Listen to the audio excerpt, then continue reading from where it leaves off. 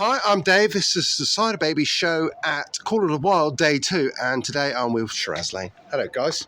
Hello there. Hello there. So happy to be here. Just finished our show with 2 hours of sleep last night. Yeah. And we still nailed it. So Very happy. what can I say? Yeah. Very happy, appreciating this moment right here. Yeah, I mean, I watched the show from further back in the field, and you drew quite a crowd. Mm-hmm. There was a lot of people there enjoying themselves, and I really enjoyed it. First time I've seen you guys, so... Well, first time. Yeah. Oh, cool. So, you know... Welcome to the family. I know nothing about you guys, so just tell me how you started, tell me where you're from. Well, you can in a nutshell. Yeah, Yeah. in a In a nutshell. nutshell. Okay, so our first show that we played was in 2011, and it was at a youth. What was it called? Center, youth center. Yeah. I was 15, I think, something like that. But when the band really started was when our bass player Joel joined the band, Mhm. and that was 2014. Right. And here we are. 5 European tours later, been to Japan, been to Brazil, Been to USA, Monster to- Rock yeah. Cruise 2 times. Yeah, 2 times in Monster Rock. And the fact that I'm so grateful of is that we're literally doing what we love. Yeah. And sure, it's not paying our bills, but if you start making music for the money, then you're in the wrong business. Yeah. I'm Yeah. here. If I die tomorrow, I want to be remembered as someone who brought light and love and happiness, hope, peace into this world. That's all I want. Okay. And so this is what I'm doing, and with what we're doing together, we get to do something like this. Yeah. For the second time, it's beautiful. It is. It's a beautiful setup here. I do love it here. And second time in the 3 years it's been going. I mean, it's just amazing. Oh, really? 3 Yeah, years? 3 years. That's all Whoa, we've been going. nice. Really? Oh, Okay. cool. Yeah. So. Yeah, I've been very bold and stating that we're going to come back next year. So Yeah. I don't think it's boldness. I think it's just. No, it's, I hope we will. I Yeah, hope but we will, I'm you know. literally telling everyone that we're coming back here, and all I have to do is I'm going to talk with the leader of all this. Yeah. As I did last year as well. Like, after our show, I went to him and been like, "So, buddy, did you see what we just did there?" And he was like, "Get the fuck out of here." No. He was actually, yeah, I did. You're the talk of the town. So, like, so should we perhaps play later next year? One of the headliners, maybe, or before the headliners? Here we are. Yeah. So, next year, let's see. Well, I think you've got a good shot at being headliners because you certainly Ah. know how to play the crowd. I Okay. don't mean that in a mean sense. I mean that in a really good showmanship and musically sense. It's just No, but absolutely. It's all about energy. Yeah. It's all about energy. I give them energy, and especially as I see lots of people there that have never seen us, they're like, for the first 3 songs, they're like, what the fuck is going on? They have no idea what's going on. And I'm like, at the end of the show, they're like, Yeah. and there we go. Welcome to the family. Yeah. So describe your sound. How would you describe? I would it? say it's rock and roll, but it has, many different kind of levels on it. Mm. It has the hard rocking level on it. It has that kind of peaceful level. Sometimes it might have a little bit of a heavy edge, but it has so many different vibes and so many different kind of genres in it. So it's hard to describe it in one word. In a nutshell, when we write our songs, we write songs that we want to listen to Yeah. without really caring about anyone else's opinions. Mm. And if we write a song that we like, what we realized so far is that, okay, there's always someone who's going to like it. Mm. But then it's up to us to find the people that like the stuff that we do. Yeah. I mean, you're musicians yourself. You know what a good song sounds like. Yes. And I think you've written your own stuff, and it's just hitting a spot for me. I can't say it enough. It's a completely new find to me, so it's just brilliant. I'm going to be going out and finding what music you've released so far. So what have you released so far? So we have 3 albums, Mhm. full-length albums. Then we have 2 Two EPs as EPs, well. So it all started in 2015. 2050 we released the first EP. First so EP with it was our self-produced. It was called "Be the Slave or Be the Change," Mhm. which I still look back to, just wondering that how the hell did I We did write that, and how the actually. hell did we do that? Because it's great. Hmm. And then we were actually in a hurry to write the first album Right. because we had the summer festivals in Finland, lots of Finnish festivals. Hmm. and then we got this record deal with Frontiers. Yeah. But they told us that okay, we want you, but this album has to come out this year. So we had 5 months to write the songs, Record them and everything. mix everything, master everything, and even though the album, the song, like music-wise, the songs are great. But They could have been better production-wise. But the production-wise, they sound like demos compared to the first EP that we did. Right. But after that, we did our second album because we realized, okay, this is not the way. We want something else. So Carnival Days, our second album that we did, then sounded huge in comparison with the first album. Yeah. So of course, naturally, what I think everything's meant to be. So the first album sounded kind of small after the EP, but then the second album sounded even bigger because of the first album. Yeah. And But the first album is kind of raw. It's kind of like Appetite for Destruction, but maybe not in this as well produced. But it's raw and And in this modern era, it's just it's maybe not what we were going for, especially not what we are. Yeah. And always hearing these things that okay, you're better live than what you're on the album, or this and this and this, and we know because we know exactly how we sound, and we know how we sounded back in the day. But now 3 albums. 2 EPs, and the songs that we're writing right now is a manifestation of everything that we have learned so far. Yeah. And like I said, 2011, our first show, 2014 with Joel in the band, and it's 2023 right now. Yeah.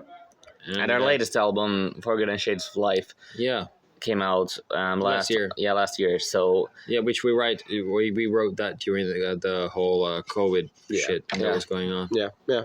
So but it was good for us because what we've been doing as obviously, people usually don't realize I'm looking at the camera now because people don't realize that even though you're a musician, you're not living on this. So what we're doing, we have jobs. I have 3 jobs. Okay. All of us, we have jobs. And then also, so the time that we have to do what we love is less than what we want. Right. Just because in this modern age, it doesn't pay enough.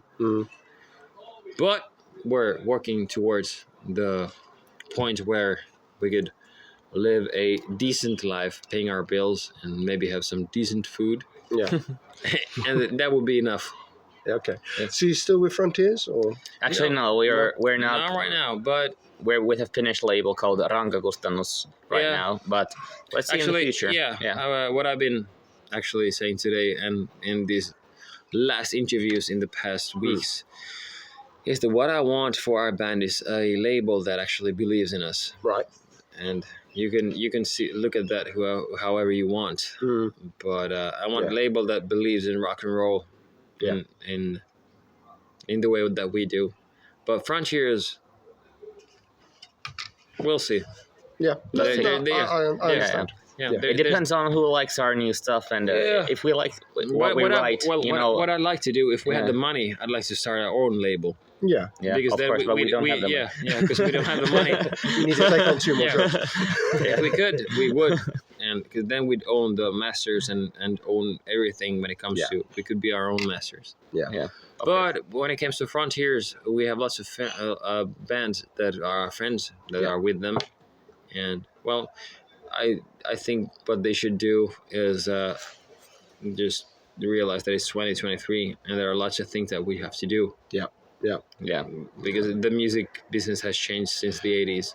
Yeah, I mean, how has it changed for you over the last 10 years? A lot. Yeah. A lot. When Spotify came out, I was one of the first guys saying that, okay, this is going to change the world. So we should react to this. But at this point in our career, we weren't the ones, making the decisions, and that went shit. But actually, on our first European tour, we're the warm-up act for Lordi. Yeah. And back then, it was like 2016. Yeah. At the time, records sales in Germany were like, they still bought records. They didn't have actually, YouTube or Spotify. They weren't so popular. It was because YouTube was actually illegal back then because of Yes. So that's why people bought the albums. But the way I think about all this, everything is like you have to cope with the situation. You have to change with the world. Like make it your own, see the way it is, and then play the game as it is. You know the rules, you know the game. Okay, how do I win this game? Yeah. And that's a problem with most just organizations. I just feel like they think that something's the way it is. But it's not. You have to change with it. And if you want to win, you got to change with it and know the rules and just own it. Yeah. I mean, this must give you plenty of inspiration to write various songs. A lot. Yeah. But it's not just that, but the world in general. Like, I think if you write a song, for me, it's not about writing about music business at all. No. It's about something much more. it's just the way we the way we see the world. Yeah. And of course, one can naturally see. It's about the feelings. one can naturally see the corresponding things when it comes to the music business as well. But not just like pointing out that this is shit, this is shit, because that's boring. And lots of people do that. But actually, a good then song for about some- the music business is Wasp, Chainsaw Charlie. That's a good, song about the music business. True that. Yeah. Yeah, just when we write our songs, me and Mickey, we write the lyrics together. So the way we do it, it's it might come from me, it might come from Mickey, or if we have an idea, then we have this game together. Like, okay, so I want to know what's the theme. Okay, cool. I'm gonna write something with the same theme. Yeah. And then we're gonna see how it is, and then we're gonna look at. And usually it's like we'll literally start talking about the same subject, a bit different. Then we can be like, okay, this part here, this part here, this part here, and then for me as a singer, I'm all about having the melodies, especially nowadays, because now it's all about, for the new Shiraz, it's all about the melodies. Yeah. So the melodies comes first, the lyrics come first, and then everything else come around that, the way it's supposed to be, I think. Yeah. And the way we write our things, it's so exciting to know, because I've known him for so many years. He knows me, I know him, and I want to be his voice. Yeah. For his thoughts. But I also but want him to be able to sing what he wants to be comfortable singing. Exactly. So I know, like, okay, you know. so this is like, you say it like this, but how about this and this and this? Because I feel like this. And then we're like, yes. And then I show them an idea. It's because the vowels go like this, and the rhythm go, yeah.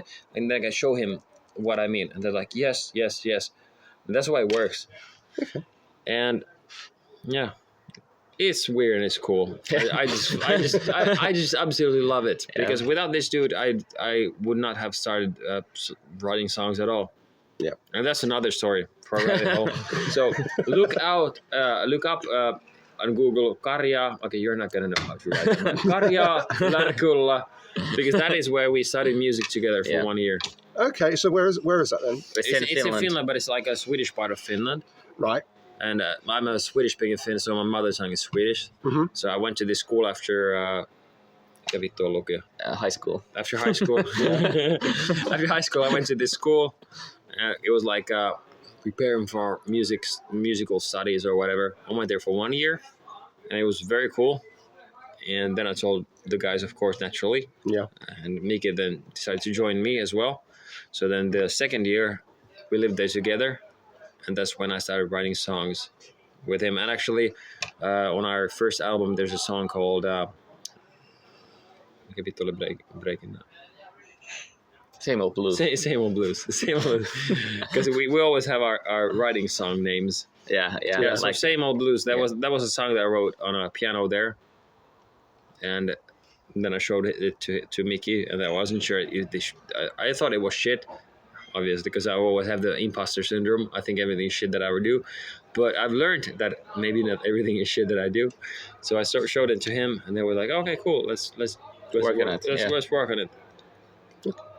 So what's next in the pipeline? Obviously, we've spoken about albums. I mean, what about touring? We're making new songs. I think the next step is to just like produce more songs and to have a bunch of really good songs we feel comfortable with. And after that, maybe go to take the next step to go to the recording studio or find a producer or something like that. But of course, we want to tour as well. So I think we're gonna pick certain tours.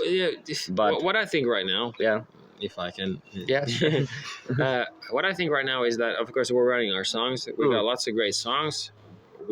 Because we don't want our fans to wait for too long. We got great things coming in the future that we can talk about right now. But so there's gonna be coming out songs this year Right. for sure. But we'll see how big of an event it's going to be. And that's literally the event is the word I'm telling everyone. Yeah. Okay. We'll see. But we're coming out with new stuff. Also, as we have our new rehearsal space now that we just moved into, we're going to be putting out some just rock and roll, just pop, whatever, just covers on YouTube as well. Because our fans have been asking for new music, and we can't go to the studio all the time because it's so expensive. Yeah. What we can do, though, is we can record some covers at our rehearsal space and just make a video for that, and that's something that they really want, so that's what we're gonna do as well. But like I said, we have a dozen songs right now, 2 dozens more coming, maybe more, but everything starts with the fact that we, at this state that we're right now with our band, we want the right kind of support that we deserve. We had enough of the shit. So, well, I've had. I can't blame you. I mean, you're too good for the crappy management. Whatever it is, I'm ready. Management is good. I'm just saying. Our management is really good, but what we're looking for right now is we're looking for, well, in the UK, we're looking for like a gig. What's it called? Well, gig management in the UK. Kind of contacts in the UK. We're looking for that. Yeah. Also in Europe, that's what we're looking for, and also perhaps for labels. Yeah. But I think it all starts with the song. So everything starts with the song. So it's all a band is supposed to write the songs, and they're supposed to have the team around you. That's not. I just stopped myself for being too rude, but shoving up the. You know exactly what I mean. I know exactly. So you need the kind of team that deserves you and that you deserve as well. Our management is great.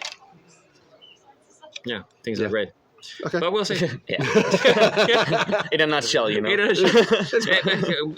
Literally, the new rehearsal space. Yesterday, I was at our new rehearsal space alone.